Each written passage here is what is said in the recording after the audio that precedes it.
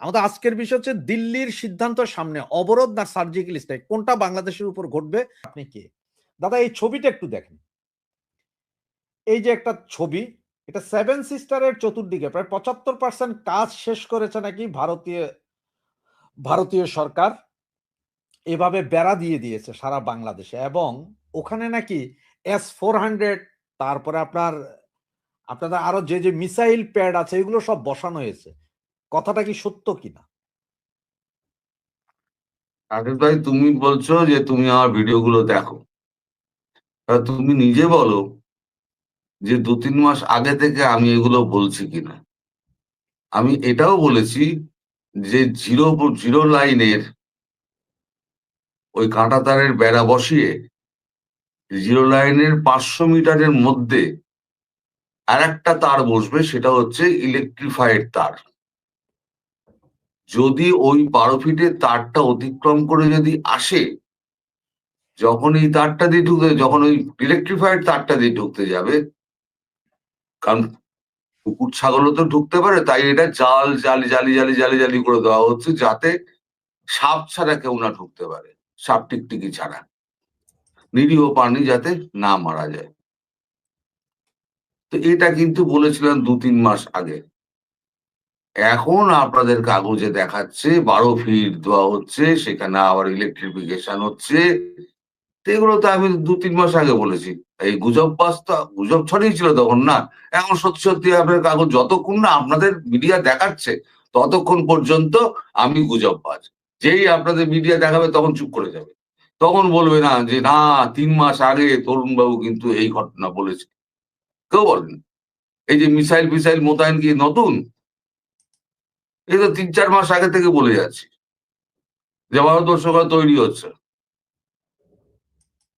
এরপর বর্ডারে 2-4টে পড়ছে, টুকটাক টুকটাক করে পড়ছে, খবর রাখে কি রাখেন আমি জানি না, কিন্তু ভারতবর্ষ স্বীকার করবে না, স্বীকারই করবে না।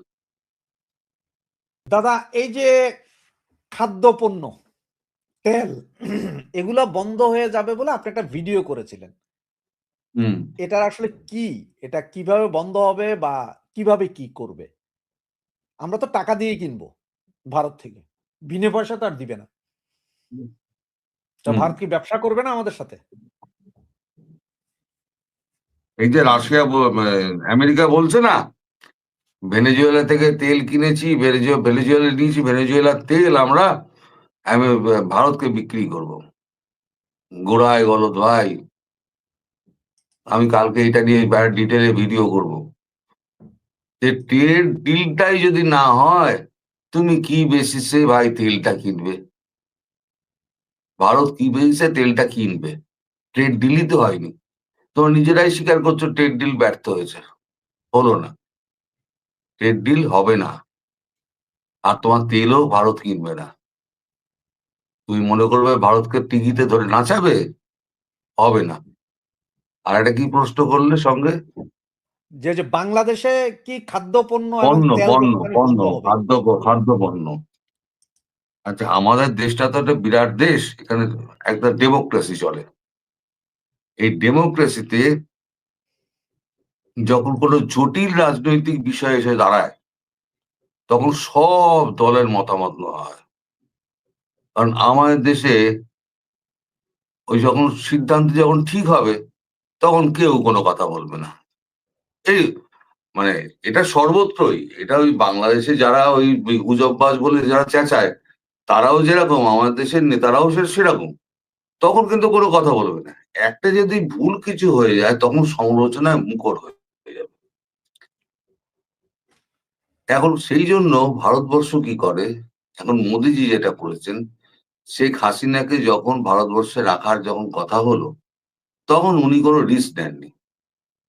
উনি মৌখিকভাবে লোকসভায় ব্যাপারটা তুলেছেন, লোকসভায় সবাই বলেছে হ্যাঁ, তখন উনি বলেছেন সবাই যে যার মতো সম্মতিপত্র একটা করে দিয়ে দেবেন। কারণ পরে যাতে কেউ না বলতে পারে ওনাকে রাখা হলো কেন, বাহেনজিকে রাখা হলো না কেন, প্রশ্ন তুলতে পারে। হাতে লেখাটি থাকলে শুধু বার করে কাগজটি অমিত শাহ দেখিয়ে দেবে, এই যে আপনারা লিখে দিয়েছিলেন। ওই রকম এই যে খাদ্যপণ্য পাঠানোর ব্যাপারে সারা দেশ থেকে যেরকম একটা বিরোধী ভাব সরকারের ওপরে চাপছে, সরকারের ওপরে, আমি আমি কাকে বলবো? আমি লোকাল কাউন্সিলরকে বলবো, আমি লোকাল এমএলএ কে বলবো, লোকাল এমপি কে বলবো।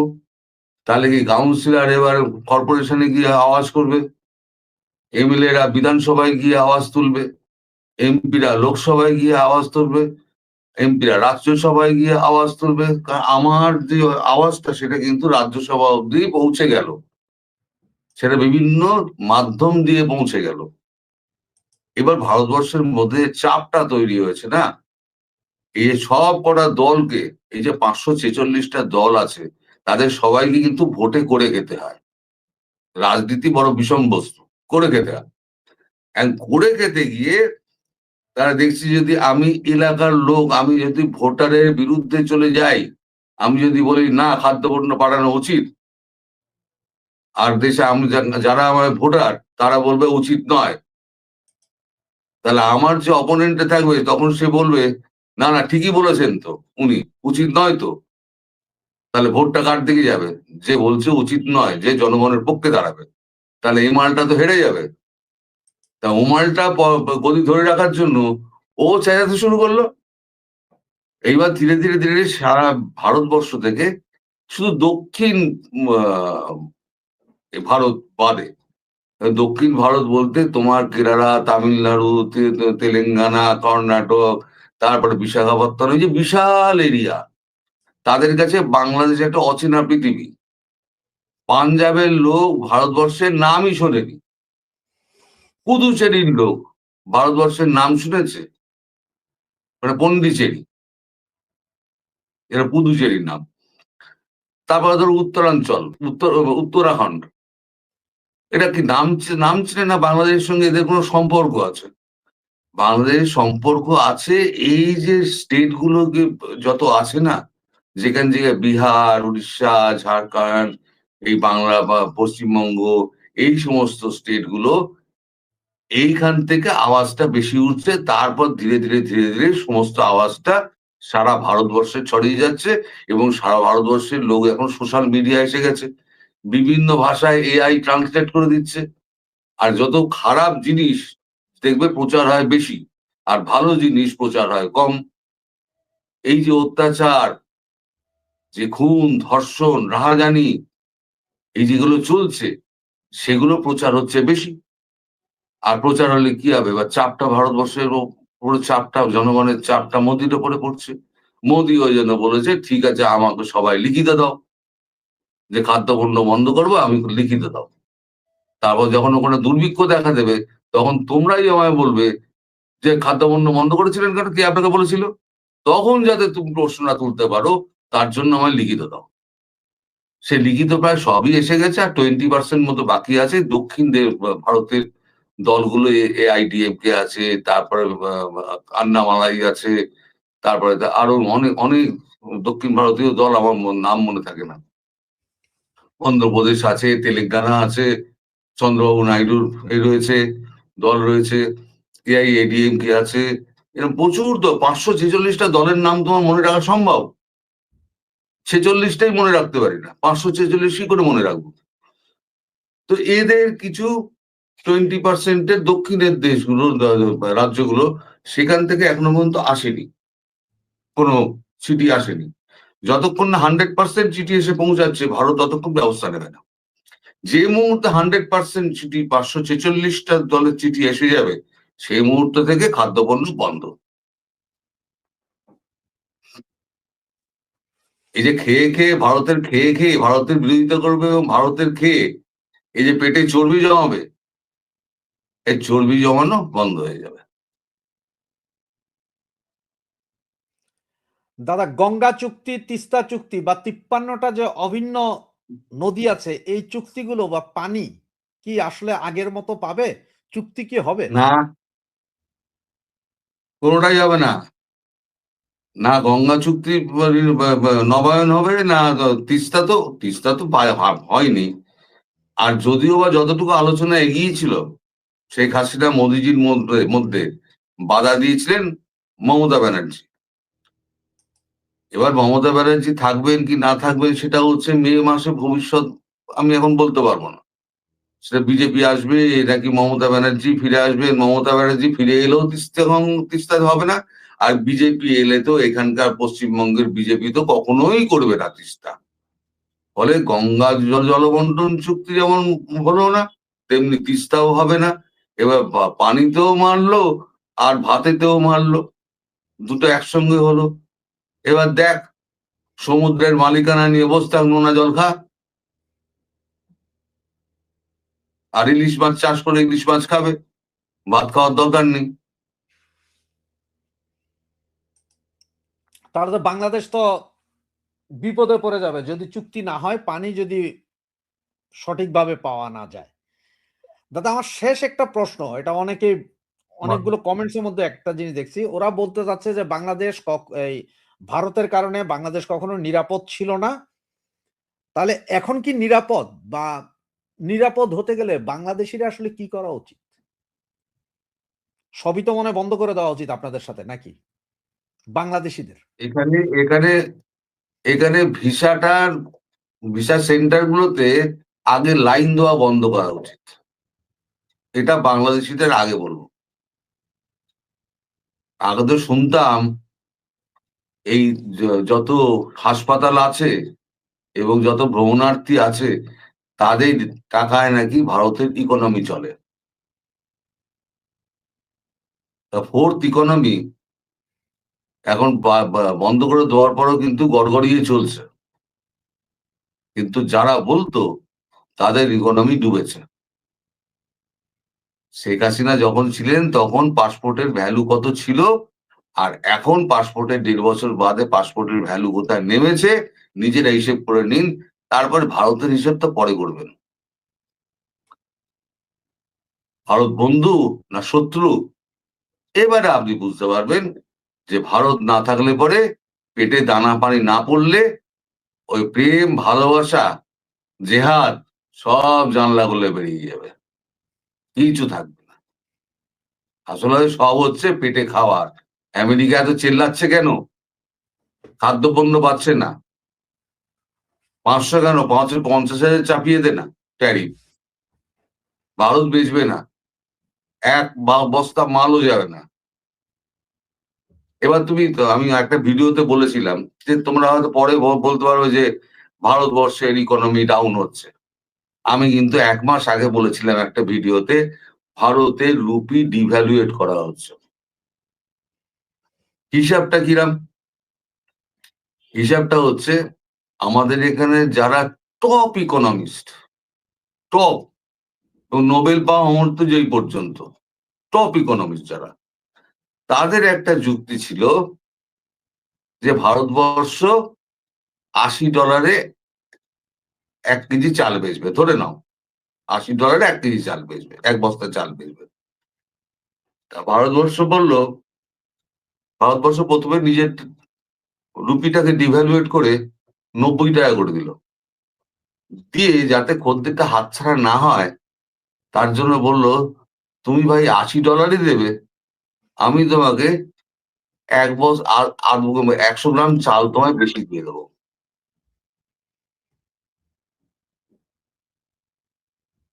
তোমার 1 কেজি চালের সঙ্গে 100 গ্রাম চাল তুমি ফ্রি পাচ্ছ, অথচ তুমি দিচ্ছ $1, আমি $1 ওর থেকে নিয়ে নিলাম। তাহলে কত হলো? আমার ঘরে কত এলো? $88, আমার টাকা এলো 88। আমার টাকার ভ্যালু তো হচ্ছে অরিজিনালি 90 টাকা নামিয়ে রেখেছি, কিন্তু ডলারের ভ্যালুতে এলো 88, 2 টাকা কিন্তু মুনাফা, সেটা কিন্তু সরকারের ঘরে পড়ে রইলো। 80 টাকা ডলার, 100 চাল বেশি দিলাম, তাহলে 80 টাকার উপরে 100 যদি বেশি যায় তাহলে 8 টাকা, তাহলে আমি পেলাম কত? 88 টাকা। 80 টাকার জায়গায় $1 80 টাকা পেলাম। পেয়ে আমি যখন টাকাটা ভাঙাচ্ছি তখন আমি ঘরে পেলাম কিন্তু 2 টাকা বেশি, 90 টাকা হয়ে গেল। এটা আমি যখন আবার 100 টাকায় নামিয়ে দেবো, 110 টাকায় নামিয়ে দেবো, তাহলে আমি ডলারটাকে একই রাখলাম, আমি তখন বললাম আমি তোমায় 300 চাল বেশি দিয়ে দেবো, তোমার বেশি ডলার দিতে হবে না। তুমি 80 টাকাই আমায় দিও, আমি 80 টাকার জায়গায় আমি ওই যখন 2 টাকা পাচ্ছিলাম সেটা আমার 18 টাকা হয়ে যাবে। তাতে কি আমার ক্যাপিটাল গেইন হচ্ছে।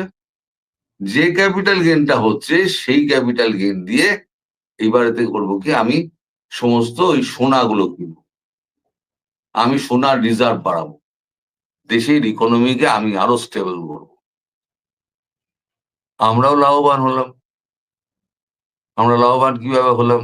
এই যারা সোশ্যাল মিডিয়ায় যারা করে যাচ্ছে, তারা $1 এখন পায় 80 টাকা।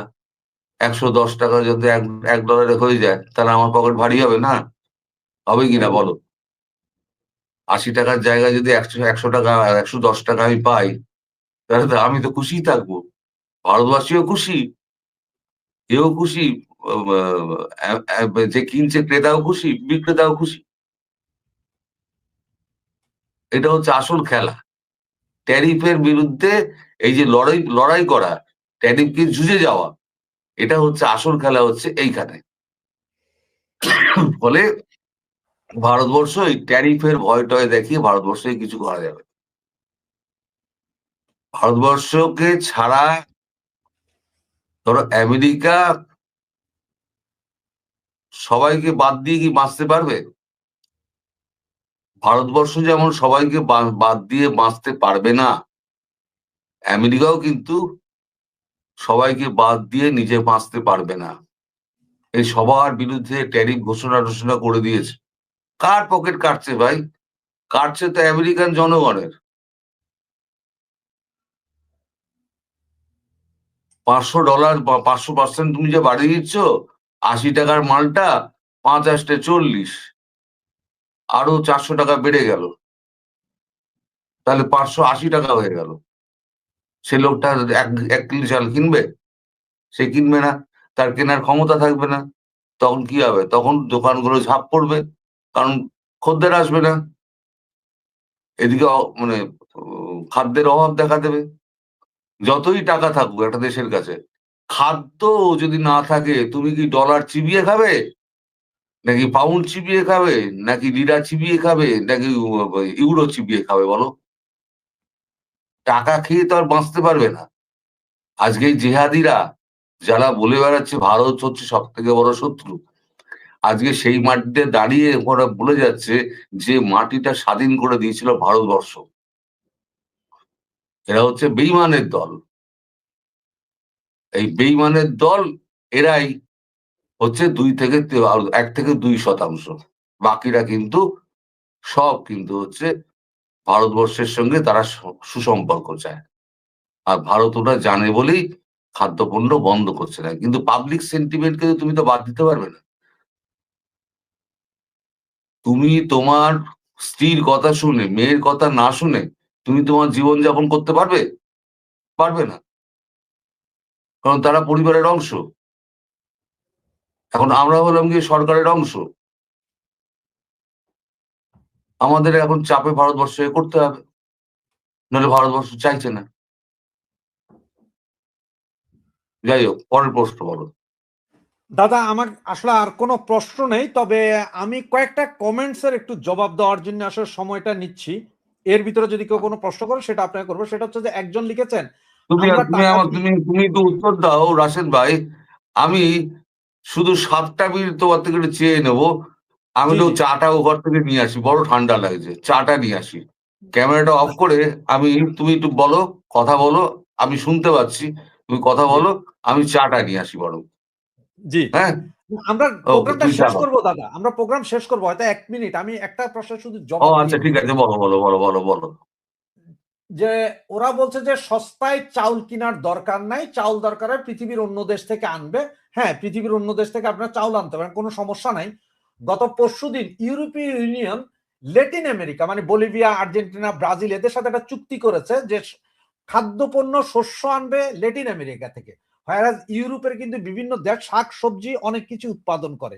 এখন এখানের মানুষ খুব খুশি, কারণ হচ্ছে যে চাউলটা ইউরোপিয়ান চাউল কিনতে গেলে আমার খরচ হয় 1 কেজির দাম 5.5 ইউরো, সেখানে আমি ভারতীয় চাউল কিনলে সেটা পরে আমার 1.5 ইউরো। আর যেই শাকসবজি বা তেলের কথা বলা হচ্ছে এখন থেকে ল্যাটিন আমেরিকা থেকে আনবে, ওইটা হলে ইউরোপের মার্কেটে সবকিছু খুবই সস্তা হবে। যেমন এইখানে মনোপ্রিক্স নামে একটা দোকান আছে, তারপর আপনার চেঞ্জবেরি আছে, এরকম বিভিন্ন বড় বড় সুপার শপ আছে যারা ইউরোপিয়ান প্রোডাক্ট বিক্রি করে। ওখানে মানুষ যতজন যায় তার চেয়ে লিডার প্রাইস নামে একটা দোকান আছে, যেটা হচ্ছে আপনার স্প্যানিশ একটা দোকান। ওরা খুব সস্তায় সেম মাল সস্তায় বেচে, মানুষ ওখানে লাইন ধরে, মাল পাওয়া যায় না। তো কথাটা সেরকম। ঠিক আছে, আপনি ইন্ডিয়ান চাউল আপনার কিনেন না ভাই, কেউ কিনতে বলে নাই। আপনি ইন্ডিয়ান চাউল না কিনে সৌদি আরবের চাউলটা কিনেন। সৌদি আরব প্রচুর চাউল উৎপাদন করে, মরুভূমিতে চাউল হয়, খুব সস্তা চাউল, ওইটা কিনতে পারেন মিডল ইস্ট অন্য দেশ থেকে। একজন বলছেন যে ভারতের অবস্থা ইরানের মতো হবে। জবাবটা আমি একটু দিই। ভারতের অবস্থা ইরান হবে নাকি পাকিস্তান হবে সেটা আমার জানার বিষয় নাই। তবে ইরানের আজকের যে পরিস্থিতি, সেটা যদি আমি বলতে যাই, তাহলে ইরান হচ্ছে যে সারা পৃথিবীতে অশান্তির মূল কারিগর ইরান। হুতি, হামাস, হিজবুল্লাহ এগুলো সব তৈরি করে রেখেছে ইরান। সুতরাং আইএস। এটা মুসলমানের উপরে আইএস, মুসলমানের উপরে ধাব্বা হচ্ছে যে ইরান। আর পুরো মুসলমান জাতিটাকে নষ্ট করছেন আপনাদের মতন কিছু মুসলমান, যারা টেরোরিজমকে সমর্থন করছেন, টেরোরিজমের পক্ষে গেছেন। কই আপনারা ইরানের উপরে আমেরিকা হামলা করছে, আজকে আপনারা নামেন না কেন? ইরান শিয়া, কাফের। কিন্তু যখন ওই যে ইয়েতে প্যালেস্টাইনে যখন বোমা মারে, ওই ইয়েতে গাজায় যখন বোমা মারে, তখন কিন্তু ইরানই যায় পাশে দাঁড়ায় ওদের। আপনারা দাঁড়ান না, আপনারা বড় বড় মুসলমান দেশ, তারা দাঁড়ান না। তো ধন্যবাদ সুপ্রিয় দর্শক মন্ডলী। তরুণদা আমাদের সাথে এতক্ষণ ছিলেন। তরুণদা প্রায় 1 ঘন্টার উপর আমাদের কাছে সময় দিয়েছেন। আমরা আগামী শনিবার আবার তরুণদাকে নিয়ে আসবো বিভিন্ন বিষয়ে। এক সপ্তাহে তো অনেক কিছু হবে, ওগুলো নিয়ে কথা এক বলতে। সপ্তাহের মধ্যে আরো কিছু গালি সংরক্ষণ করে রাখুক, এক সপ্তাহ বাদে আবার এক সপ্তাহ সপ্তাহ আপনার আমার গালাগালি দেবেন, প্রতি সপ্তাহে লাইন ধরে গালাগালি দিন। হ্যাঁ, তো দাদাও বললো 1 সপ্তাহ যাবত আপনার যত গালি আছে সব লিখে টাইপ করে রাখুন, কারণ লাইভ চলার সময় টাইপ করা খুব সমস্যা। খালি কপি পেস্ট করে দিবেন, আমরা আপনাদের গালিগুলোকে সুন্দরভাবে আমার দাদাকে বলবো, কোনো সমস্যা নেই, দাদা রাগ করবে না। চলতে থাকুক এভাবে, দেখা যাক আসলে সত্যের জয় হয় কি না হয়, সেটা দেখবো আমরা, ভবিষ্যৎ বলে দিবে। আর গালি দিয়ে বা কাউকে ছোট করে কেউ সমাজে বড় হতে পারে না। সেটা হচ্ছে দাদা 500% টেরিফ দিয়েছে ইন্ডিয়ার উপর। সুতরাং একটা কলম যদি আপনার 100 টাকায় এখন আপনারা আমেরিকাতে বিক্রি করেন, তাহলে ওটা এখন বিক্রি করতে হবে আপনার 700 টাকায়। সুতরাং কেউ তো কিনবে না। 500% টেরিফ, এটা কি ইন্ডিয়া সহ্য করতে পারবে? আর এই টেরিফ কি আসলে, এটা কেন এত উচ্চ টেরিফ আপনাদের উপর কেন?